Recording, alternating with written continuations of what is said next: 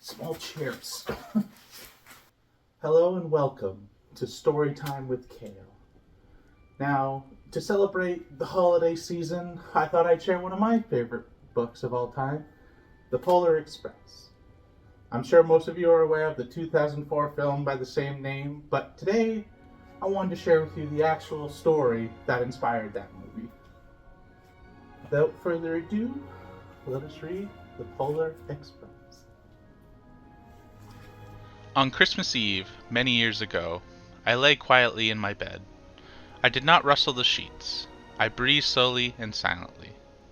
I was listening for a sound a friend had told me I'd never hear, the ringing bells of Santa's sleigh. "There is no Santa," my friend had insisted, but I knew he was wrong. Late that night, I did hear sounds, though not of ringing bells. From outside came the sounds of hissing steam and squeaking metal. I looked through my window and saw a train standing perfectly still in front of my house. It was wrapped in an apron of steam. Snowflakes fell lightly around it. A conductor stood at the open door of one of the cars. He took a large pocket watch from his vest, then looked up at my window. I put on my slippers and robe. I tiptoed downstairs and out the door. "All aboard!" the conductor cried out. I ran up to him. "Well," he said, "are you coming?" "Where?" I asked. "Why, to the North Pole, of course," was his answer. "This is the Polar Express!" I took his outstretched hand, and he pulled me aboard. The train was filled with other children, all in their pajamas and nightgowns. We sang Christmas carols and ate candies with nougat centers as white as snow. We drank hot cocoa, as thick and rich as melted chocolate bars. Outside, the lights of towns and villages flickered in the distance as the Polar Express raced northward.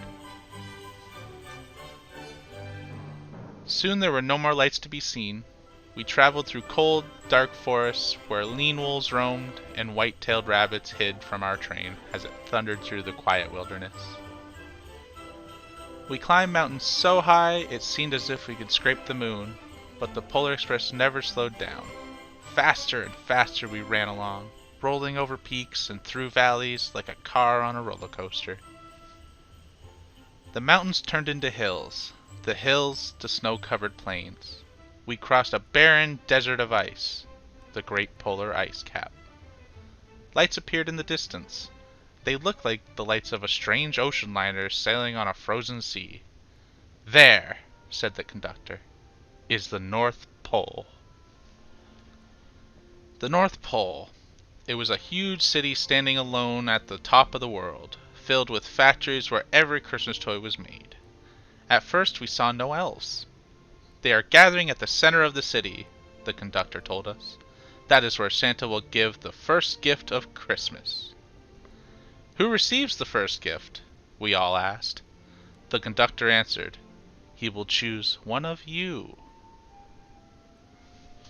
"Look!" shouted one of the children. "The elves!" Outside we saw hundreds of elves, as our train drew closer and closer to the center of the North Pole. We slowed to a crawl, so crowded were the streets with Santa's helpers. When the Polar Express could go no farther, we stopped and the conductor led us outside.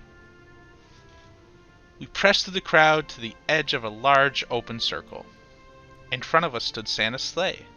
The reindeer were excited. They pranced and paced, ringing the silver sleigh bells that hung from their harnesses. It was a magical sound, like nothing I'd ever heard. Across the circle, the elves moved apart, and Santa Claus appeared. The elves cheered wildly. He marched over to us, and pointing to me, said, "Let's have this fellow right here."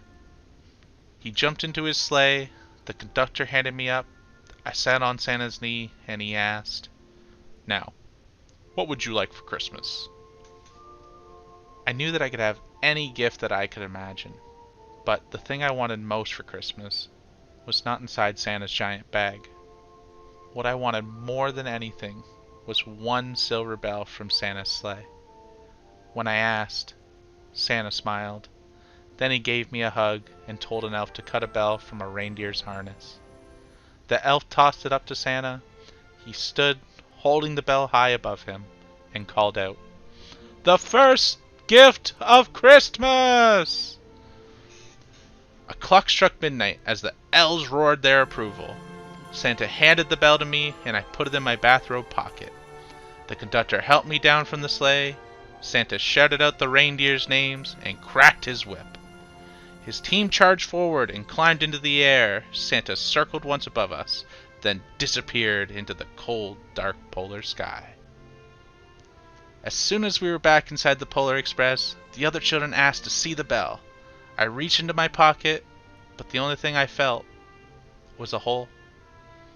I had lost the silver bell from Santa Claus's sleigh. "Let's hurry outside and look for it," one of the children said. But the train gave a sudden lurch and started moving. We were on our way home. It broke my heart to lose the bell. When the train reached my house, I sadly left the other children. I stood at my doorway and waved goodbye. The conductor said something from the moving train, but I couldn't hear him. "What?" I yelled out. He cupped his hands around his mouth. "Merry Christmas!" he shouted. The Polar Express let out a loud blast from its whistle and sped away. On Christmas morning, my little sister Sarah and I opened our presents. When it looked as if everything had been unwrapped, Sarah found one last small box behind the tree. It had my name on it. Inside was the silver bell. There was a note. "Found this on the seat of my sleigh. Fix that hole in your pocket. Signed, Mr. C." I shook the bell. It made the most beautiful sound my sister and I had ever heard. But my mother said, "Oh, that's too bad." "Yes," said my father. "It's broken." When I had shaken the bell, my parents had not heard a sound. At one time, most of my friends could hear the bell, but as years passed, it fell silent for all of them. Even Sarah found one Christmas that she could no longer hear its sweet sound. Though I've grown old, the bell still rings for me as it does for all who truly believe. The end. I hope you enjoyed this as much as I enjoyed sharing it with you, and I hope you have a happy holidays. Bye.